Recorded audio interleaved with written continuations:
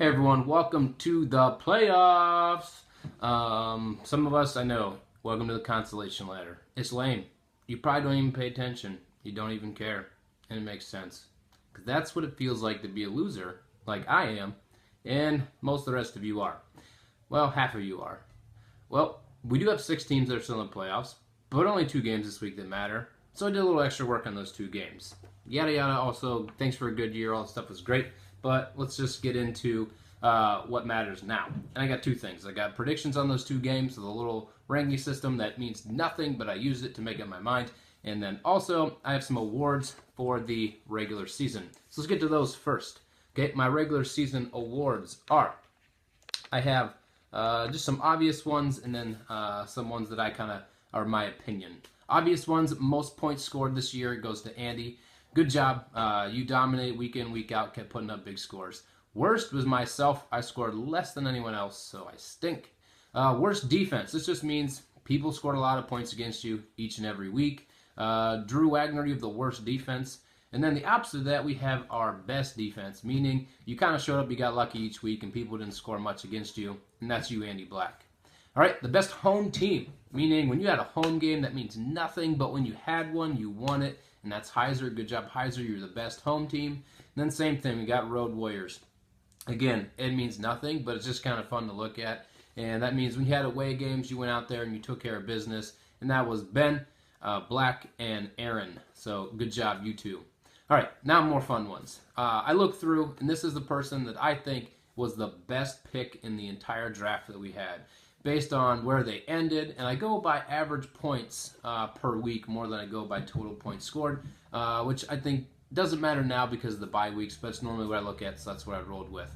So, the best pick of the entire draft goes to Drew Wagner, picking Marcus Mariota at number 121. I think he's the number 4 overall player. For points scored, points averaged per week, and you drafted him at 121, so good job, you get the best pick. Now, the best free agent pickup. Again, this time I actually excluded quarterbacks, because we're not all drafting all the quarterbacks. There's always starters out there. It's much harder to hit on a wide receiver or a running back from free agency. Most of us aren't scouring the waiver wire for quarterbacks. So, free agent, I picked Jamison Crowder, which is the guy I picked up, so good job me. Did one good thing this year. He ended up as the number 8 wide receiver, highest wide receiver that wasn't drafted, and also better than any running back that is that high as well that wasn't drafted. So Jamison Crowder picked up by me. All right, the worst pick in the entire draft is actually really hard. If you look at the top 2-3 picks for everyone, almost everyone, not everyone, but almost everyone missed at some point. So this is what we got.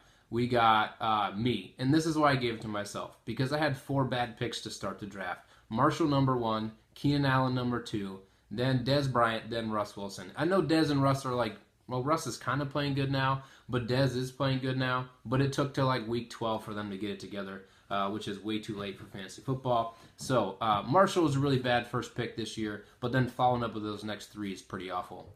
The worst keeper. So those of you that decide to keep someone, this is the person I think is the absolute worst keeper. And actually, of the top 3, I thought Allen Robinson, DeAndre Hopkins, and there's another one, I can't remember who it is, Todd Gurley. They were all bad.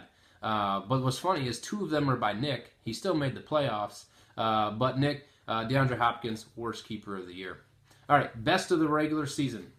What I mean for this award is I kind of look at where you drafted, what free agents you picked up, and also if you made the playoffs. So, for me, the team that was the best of the regular season, the best owner, I should say, was Chris Spring. Good job. You had a bad draft for the most part. If you look down through, you had a lot of misses. You had a lot of bad luck with injury, and you're in the playoffs. So, you must have played the waiver wire well. You got wins when you needed them. So, good job coaching your team up.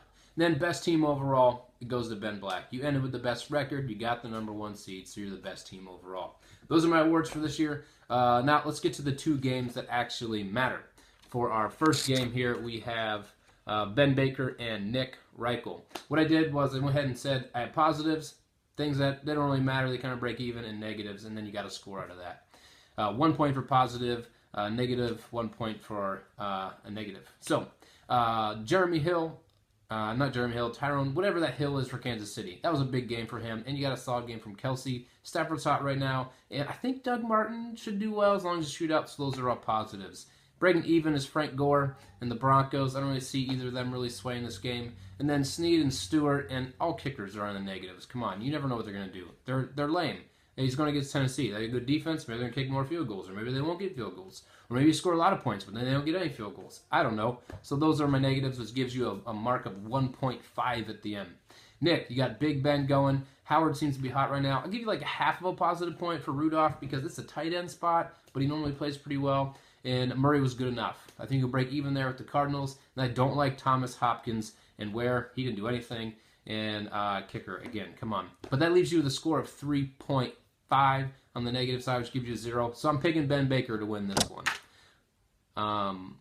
My next game, my last game that matters this week is Chris Spring versus Aaron. Chris, a little father-son duel here. Lamar went for 149 last time against them. I think that's great. Walker loves TDs right now. I'm breaking even with Manning. He's always okay. And Hyde, he needs more touchdowns. And the Seahawks are going to show up, but they are playing a decent team in Green Bay. My negatives are Britt, Thomas, and Wallace. I mean, who really throws them the ball and doesn't throw them consistently? And then your kicker. That leaves you a score of a negative 1.5, which is not good. Aaron, you got Gordon. He's a vulture of touchdowns. Brown's a vulture of anything that is a football in yards. And Eifert, Cleveland can't guard tight ends. Fitzpatrick seems to be angeless. And the Bengals are going against RG3. So if you can see where this is trending, it's trending towards Aaron.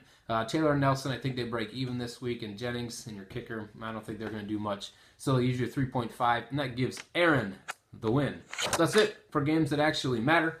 And consolation, don't care about you. You don't care about you. So let's just move on. Enjoy it and watch some football this week. I'll see you guys next time.